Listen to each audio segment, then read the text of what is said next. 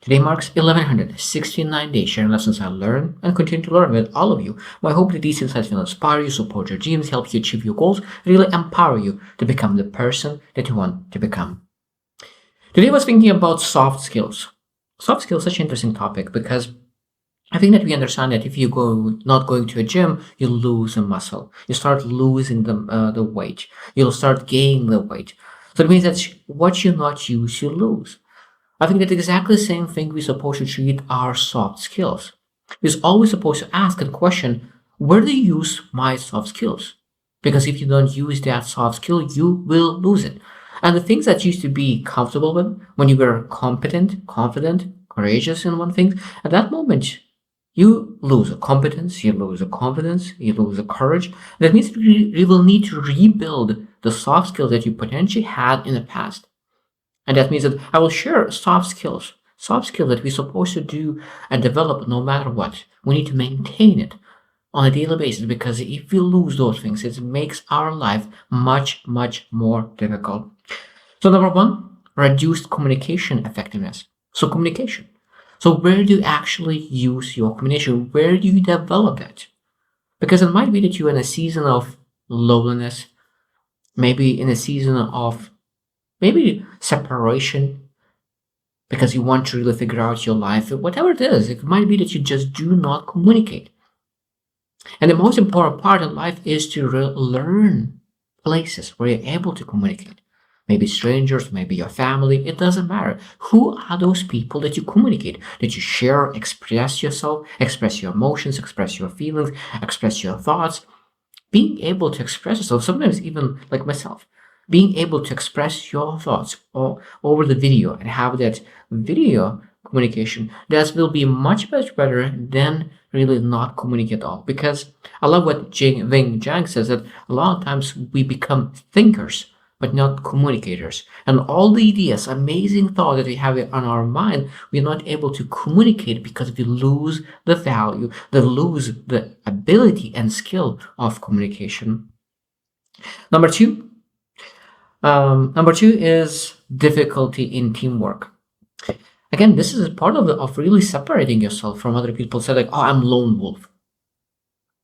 I think lone wolf will still need to understand that teamwork is essential. One is too small of a number to achieve greatness. One is too small of a number to achieve greatness. So that means if you used to be in a team, and now for a couple of years you are everything doing by yourself. So it means when you will be part of the team again, you will not understand how to be part of the team. So it means that teamwork is something that we able to lose as well. How you communicate in a team, how to react to a team, like all the things that teamwork is very, very important because I love what John C. Maxwell is teaching, what kind of math is when you really add two people with two ideas, is that 1 plus 1 is 11. When you think about the ideas in teamwork, is 1 plus 1 is 11, not 2. That's why it's so important is to have that teamwork and being able to get where I could find people that I could really have that teamwork. Not if not job, maybe business, maybe some kind of community program, maybe volunteer. It doesn't matter. Where you are part of something, where you are part of some kind of community that you could really feel of belonging and being able to work in a team. Because otherwise, when we lose that teamwork, it's we potentially will start to feel like I don't feel comfortable being part of the team. I want to be alone again. So maybe we need to develop that. Number three, decreased emotional intelligence. And emotional intelligence is one of the foundational things in life, in really in success. Because emotional intelligence is being able to understand your own emotions, being able to regulate your emotions, being able to understand other people's emotions, and being able to influence other people's emotions. So that is a massive thing. Being able to regulate your emotions when you're going through stuff in life. Big things, small things, terrible things, and being able to be in control of yourself. No matter what's going in your way, you're able to be calm, poised, and then make sure that you're able to lead yourself and at the same time others. Because when we are going through struggles, when we are going through difficulties, a lot of times followers will want to look after some leaders who have their own emotions in control, and that will allow to influence their emotional regulation as well. So that means that we are able to really regulate ourselves, and that will lead others to regulate themselves as well. So this is very important. And if you do not think about how to regulate yourself, your emotions, and other people, we will lose as well. Number 4 is lower conflict resolution ability. That means again, this is so many things that when we separate ourselves from other people, and when we do not speak with others, when we do not go to discussions, when we do not go into heated discussions, almost conflicts that are heated discussions. I think that sometimes you're supposed to call heated discussion as a conflict. I think that conflict is sometimes when it becomes like when there's like aggression and there's like a lifted tonality. But when you have a heated discussion, when there is no increased tonality, but you're able to really have that massive heated discussion, that's a very powerful thing. And when we do not have those discussions, when we don't really shuffle the water and not able to really find the truth, I think we lose the ability to have the debate, to find the truth. I think it's so important to be able to really debate, to find your truth, what is for you, what for other person, and what is common ground for you both, like those parties. Because if you're not able to do that, if you like walk away and I want to be peaceful and you walk away from every kind of heated discussion, we are losing conflict resolution ability. Number 5 is stagnant leadership skills. It might be that you were part of a team, you were part of the company, and you had a team that you were leading. But now you went outside of the company, you don't have a team, you're leading yourself, and it's great leading yourself. That's totally fine. But at the same time, when after a couple of years, if you actually do not have a team, if you do not have someone to lead, you don't have a mentee, don't have a coachee, at some point you stop understanding how to lead, how to mentor, how to coach. So that means it's very, very important to be always have someone to lead. If you want to really have that skill set, if you want to mentor, if you want to coach, it's very easy to lose this skill set because you forget. So that means if you want to be a leader, you need to have once in a while followers that you can actually lead towards better tomorrow. Number 6 is really weakened problem solving skills. Again, if you live very, very comfortable life and you say, okay, I choose that next year, 1 year, 2 years, 3 years, 5 years, live a comfortable life. That means this decision will lead to weakened problem solving skills because you don't have. Now, I understand that in life there will always be some kind of problems, so small problems, but we potentially walk away from challenges. And when we walk away from challenges, that means that we're not able to develop problem solving skills because there's not a lot of problems. I really love entrepreneurship, business owners who really seek those problems. They not seek problems, they seek success, they seek results, they seek adding value, but they know that if you want to add value to people, if you want to create value in general, there will be problems that you will need to solve. And when you solve those problems, you develop the skill set of problem solving. Number 7 is lack of adaptability. Again, it might be that you're working the same job for 10 years and then you're losing adaptability in the marketplace, in life in general. Because I love it. I don't know who said it, but I really loved it. Is that people say that I have 10 years experience in something. So like 10 years experience in accounting. And other people say that I did 1 year of accounting and I repeated that 10 times.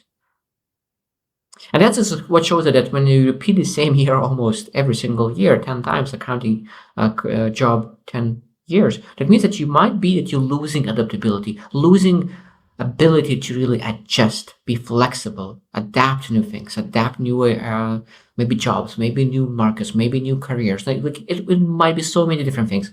Maybe in fitness, like where do you find yourself using adaptability? Maybe you don't adapt anything in your year. And of course, if you don't adjust, if you don't adapt, if you don't change, you lose ability and you lose confidence, competence, courage to change. Number 8 is lower um, confidence in decision making. Lower confidence in decision making. This is very powerful as well.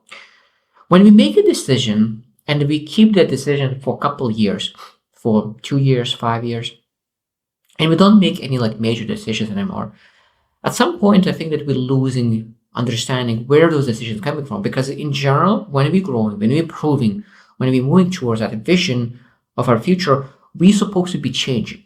Our perspective is supposed to be changing. And because we are much more aware, we're much, much higher, our perspective is better, we're able to make different, better decisions. And because of that, we're supposed to say, okay, I have more values, better beliefs, more values, stronger values. I need to make better choices, better decisions. I really align my actions based on those better decisions. So we supposed to make those decisions every single year that could potentially allow us to make better actions. So decision making is very important. If we do not make decisions, we'll lose that power of making decisions. Number 9 is poor time management decision. Poor time management. Time management is a very, very important soft skill. So it means that if you do not track your time, if you do not aware where your time goes, at some point you totally lose track and you have no awareness where your time goes. And all the leaks that are 24 hours start to leak in. Like maybe you spend much more time on Netflix, scrolling, all the things that is not adding value to your future you. But when you start tracking your time, understand exactly where every 15 minutes goes on in your budget, in a time budget, at that moment you are much, much more aware, and you're actually able to be, you're able to really make those choices that really brings back your time and really brings your life back in your control, so you can really use your time for your success rather than against it. Number 10, the last one I want to mention, is that reduce networking and relationship building skills. Again, this is a lot of times people who separate themselves from other people and say, like, yeah, I will separate myself, I will grow myself, I will come back. That's a great to really grow yourself, but at the same time, we need to decide, okay, where do I find networking opportunities no matter what? Where do you find someone, few people that I could nurture, build a relationship? So it means we're not supposed to really walk away alone altogether. We're supposed to seek at least 5 people around ourselves that we could network, that we could build relationships, and it could be any kind of network events that you don't know those kind of people. It's very, very important to develop the skill that you would love to see in yourself in the future. Because for me, networking is, I think, is a very essential skill set. Being able to go to events, being able to express who you are, being able to really build the new connections, and then for those new connections, you're able to nurture them. But if you don't do that on constant basis, that means when you go to network event, you don't take advantage of that because you do not know what to do. You just feel like fish out of the water in that networking event.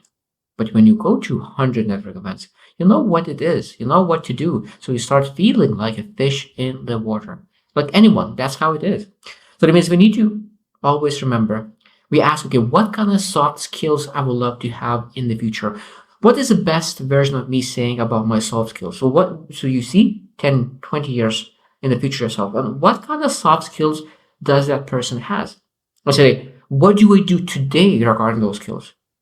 What do I do today regarding those soft skills that I would love to have in 20 years? Because we are able to make those choices, because those soft skills most of the time is not that difficult to start building. So I hope that you will start making those choices every single day and take actions every single day that builds and leads to have those soft skills that your future you will think that you will take action towards those skills today. So I hope you just win and see you tomorrow.